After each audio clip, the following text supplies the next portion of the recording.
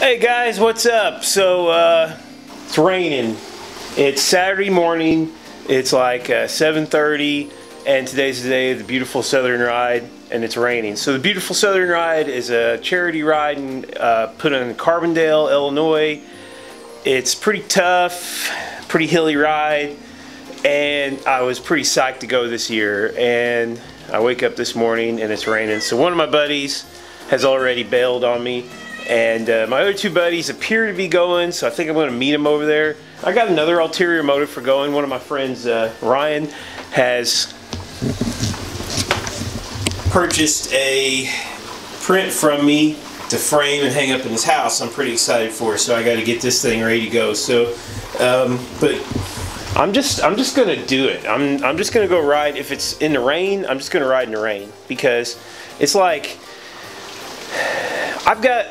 this is April, and I haven't rode outside farther than like 20-30 miles or something this year. I don't know, maybe 40 once. But it's April, and right now most of my miles are on the trainer, and I've got to get some outdoor ride time. I mean, it's just, I've got to do it. So one of the things that the Beautiful Southern Ride doesn't get right to me is they have a 2-hour window to start. Oh my gosh, it's raining out here like crazy. I don't know. They have a 2-hour window to start the ride, and so you've got, you know, 100, 150 riders all getting on a course in a 2-hour window. So, you know, it's like you could do the 60-mile, 70-mile route, whatever, and not even see another rider if you start kind of in a, you know, empty area. So they really should cut that down, in my opinion, and try to get more riders together. If I go on a group ride, I want to actually see other riders. I want to see a group. Otherwise, I just go ride by myself, which, you know, I do enough of that as it is. All right, I really hope a Canon T4i is somewhat waterproof. But, okay, I'm heading out. So, yeah, spring. I've got kind of an ulterior motive for going to this ride. I mean, I want to go, I want to do the ride, but I like these early spring rides because I just kind of want to get a feeling for, you know, if the training I did, the Zwift riding I did all winter, did me any good, you know. I mean, I really won't know until I get on a real ride with other riders if it was worth it. All right, bike check. We got the bike. Shoes, helmet. I'm about to miss the most important part of my ride, the Garmin. Got to go in and get that. Hey, okay, so I just recorded a 15-minute speech and forgot to press record, but I'll just summarize it real quick. On the road, the rain's already gone. I wish I just went ahead and left earlier, because it's looking like it's going to be a really nice day. It's already over 60 degrees. I'm pretty warm. I'm running late. I had to turn around and go back home. I forgot my bag with my arm warmers and leg warmers and rain jacket, and I'm probably going to need and my gloves, and I don't really want to have wet hands and try to be hanging on the grips all day.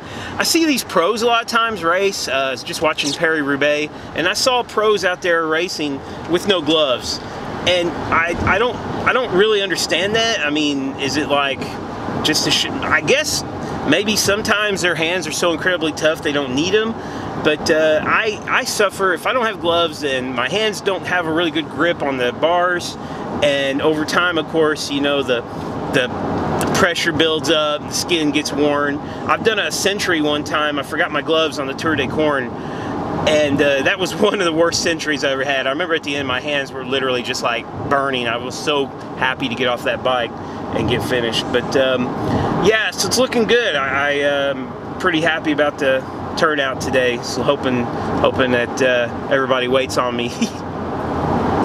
So I've got my my Yeelight action camera in its waterproof case. I got a little mount on my handlebars, so I'm gonna try to get some footage today. I really have never had good luck getting good bike footage with action cams. You know, it generally just looks bad. All right, so we've arrived. Sean's here. So tell us what's going on, Sean. Well, this is probably the most busiest organized bike ride I've ever been to. Yeah.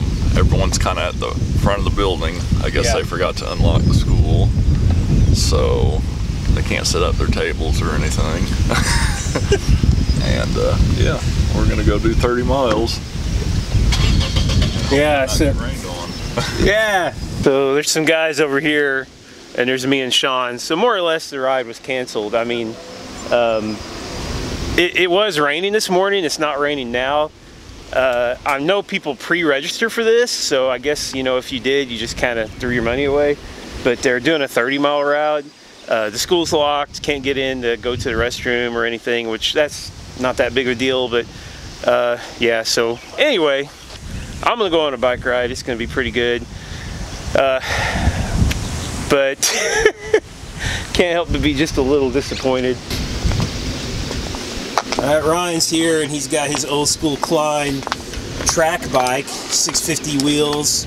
I hope you don't have it in fixed gear mode. Fixed gear mode, yes. You're in fixed gear mode? Yes. Well, this is what I've been riding for my road rides, and so I thought it would work out well for today.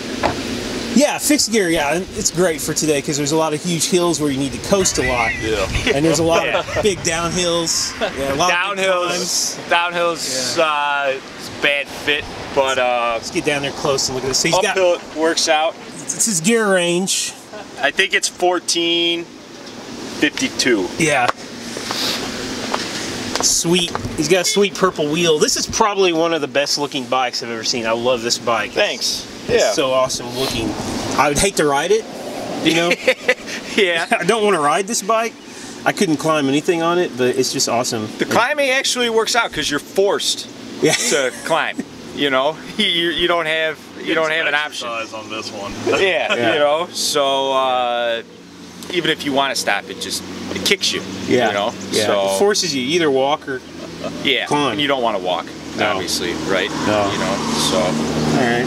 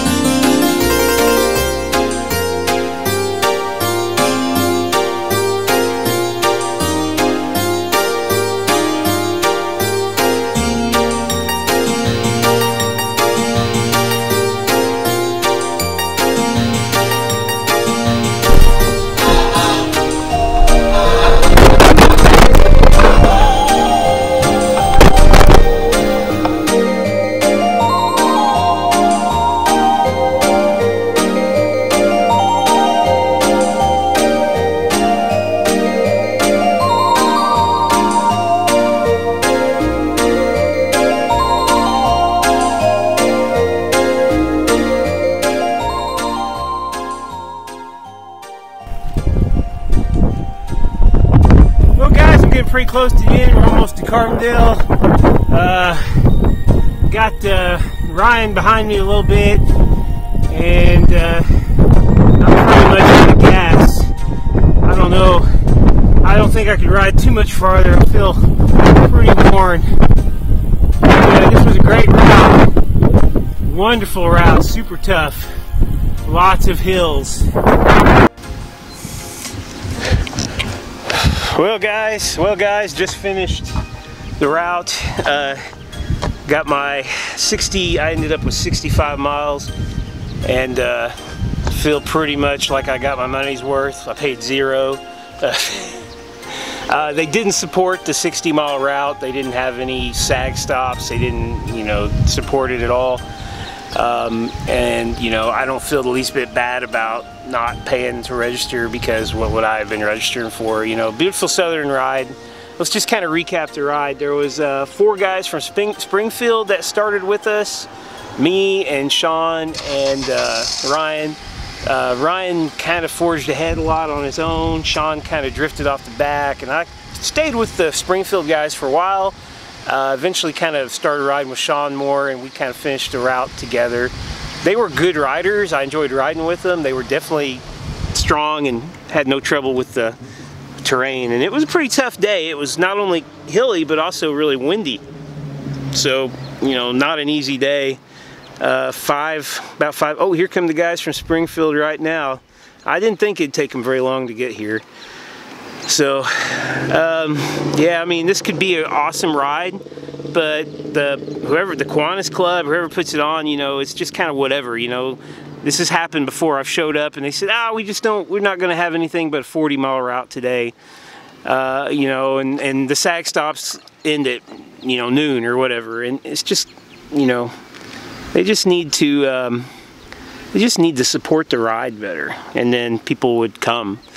But anyway, the weather turned out great. I feel like I definitely got my money's worth. It's a great ride.